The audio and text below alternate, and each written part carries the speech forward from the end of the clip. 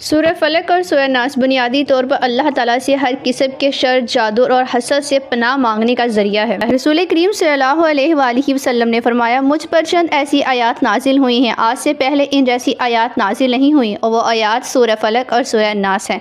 एक और हदीस में नबी अकरम नूर मुजस्सम सल्लल्लाहु अलैहि वसल्लम ने हज़रत उक़बा बिन अमर रज़ियल्लाहु अन्हु से फरमाया, उक़बा बिन अमर, क्या मैं तुझे ऐसी सूरतों की तालीम दूँ कि इन जैसी सूरतें ना तौरात में नाजिल हुई, ना ज़बूर में, ना अंजील में और ना कुरान पाक के बकिया हिस्से में।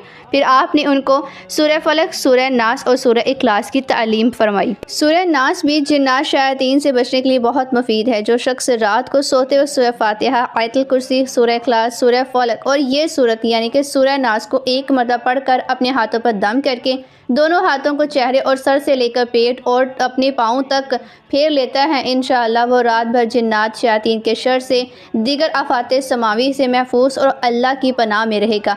इसके अलावा ये जो सूरत है जादू, काले इल्म के असरात को ख़त्म करने के लिए बहुत ज़्यादा तासीर रखती है। तो वही आज का ख़ास अमल आपके साथ शेयर करने जा रही हूँ। काले इल्म का वार ख़त्म करने के लिए, जड़ से उखाड़ने के लिए आपने यकीन कामिल के साथ सूरह नास का ये अमल करना है, और अमल करने से पहले कॉमेंट में ला इलाहा इल्लल्लाह ज़रूर लिखना है। अमल कुछ इस तरह से है कि आपने सूरह नास जो है, जो कि आप स्क्रीन पर देख रहे हैं, कुरान पाक के आखिरी पारे में पाई जाने वाली सूरत है, आपने इसको 11 दिन तक रोज़ाना कम से कम 1100 मरतबा पढ़कर अव्वल आखिर दुरूद पाक के साथ पानी के ऊपर दम करना है और उसको पी लिया करना है। ये अमल आप खुद भी कर सकते हैं और कोई और भी आपको करके दे सकता है। हर तरह के सेहर, काले इल्म के असरात ख़त्म हो जाएंगे और कोई भी दुश्मन आपको नुकसान भी ना पहुँचा सकेगा।